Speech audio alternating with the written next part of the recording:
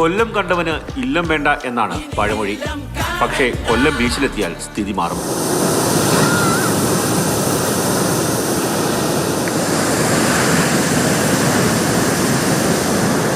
സഞ്ചാരികളുടെ ഇഷ്ട ഇടമാണ് കൊല്ലം, പ്രത്യേകിച്ച് കൊല്ലം ബീച്ച്. ആയിരക്കണക്കിന് പേരാണ് ഓരോ ദിവസവും കൊല്ലം ബീച്ചിലേക്ക് എത്തുന്നത്.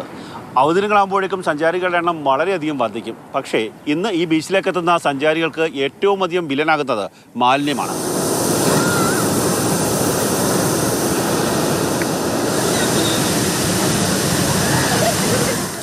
പ്ലാസ്റ്റിക് മാലിന്യങ്ങൾ, മദ്യക്കുപ്പികൾ, ഭക്ഷണാവശിഷ്ടങ്ങൾ, മണ്ണിൽ അലിഞ്ഞുചേരാത്ത തരത്തിലുള്ള മാലിന്യങ്ങൾ എന്ന് വേണ്ട കൊല്ലം ബീച്ചിൽ ഇല്ലാത്ത മാലിന്യങ്ങളൊന്നുമില്ല.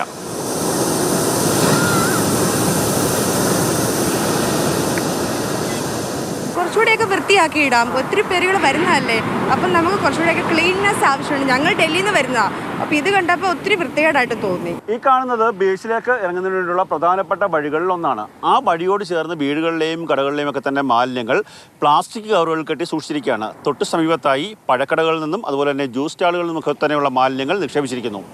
പണ്ടാരോ ഐസ്ക്രീം നുണഞ്ഞ ശേഷം ഉപേക്ഷിച്ച പ്ലാസ്റ്റിക് സ്പൂണ് മണ്ണിൽ ലയിക്കാതെ കടൽക്കാറ്റേൽക്കുന്നു. കുറിക്കാനായി വാങ്ങിയ കപ്പലണ്ടി മസാലയുടെ പ്ലാസ്റ്റിക് പാത്രം സഞ്ചാരികളുടെ ഓർമ്മ പോലെ കടൽ തീരത്ത് കിടക്കുന്നു.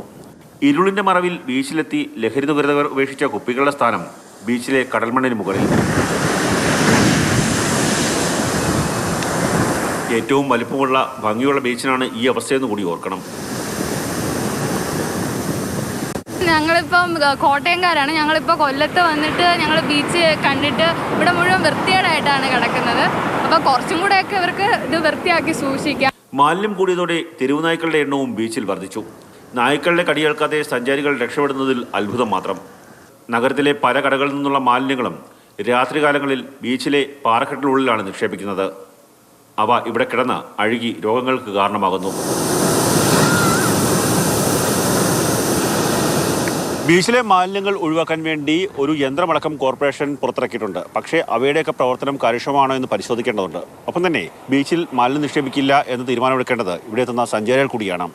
ക്യാമറമാൻ ഷാനോസ് പരിദിനൊപ്പം കണ്ണൻ നായർ, മാതൃഭൂമി ന്യൂസ്, കൊല്ലം.